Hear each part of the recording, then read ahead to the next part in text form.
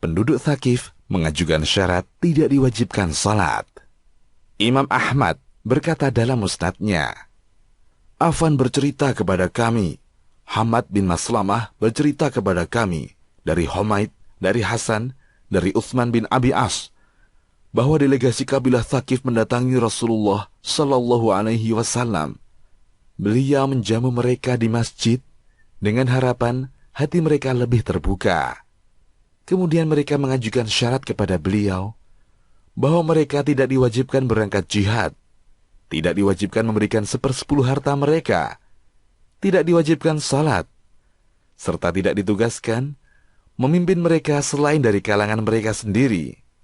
Maka Nabi Shallallahu Alaihi Wasallam bersabda, kalian berhak untuk tidak berangkat jihad, tidak memberikan 1/10 harta, dan tidak ditugaskan memimpin kalian selain dari kalian sendiri.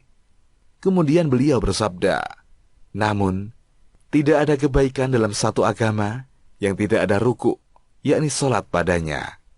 Hadis tersebut diriwayatkan oleh Abu Dawud, dan dari jalannya Baihaqi meriwayatkannya dalam Ad-Dalail. Munziri berkata, telah dikatakan bahwa Hasan al-Basri tidak mendengar dari Utsman bin Abi As. Ibnu Ishaq menyebutkannya dalam As-Sirah tanpa sanad. Al-Albani mendhaifkan riwayat ini.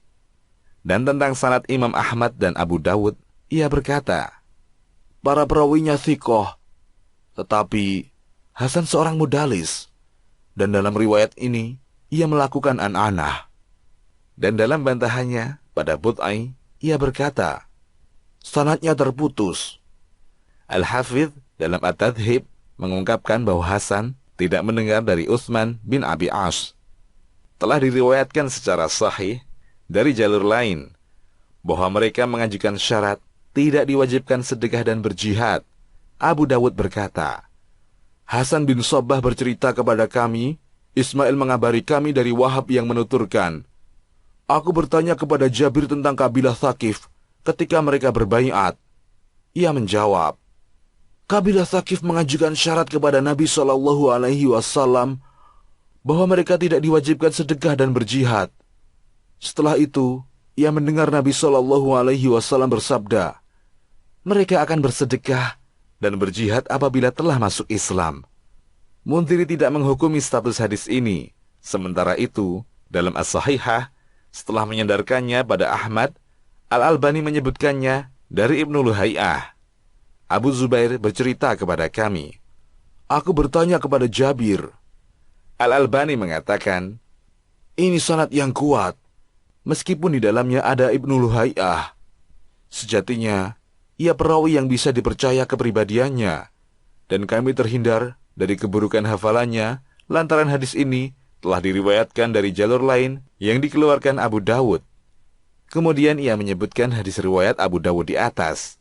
Selanjutnya, Al-Albani berkata, ini sanad yang sahih, semua rawinya thiqah. Syekh Shu'aib Al-Arnaud menghasankannya dalam takhrijnya pada kitab Zadul Ma'ad.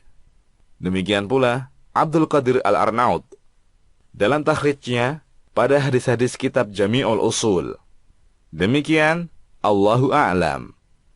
Kisahmuslim.com, kisah penggugah jiwa.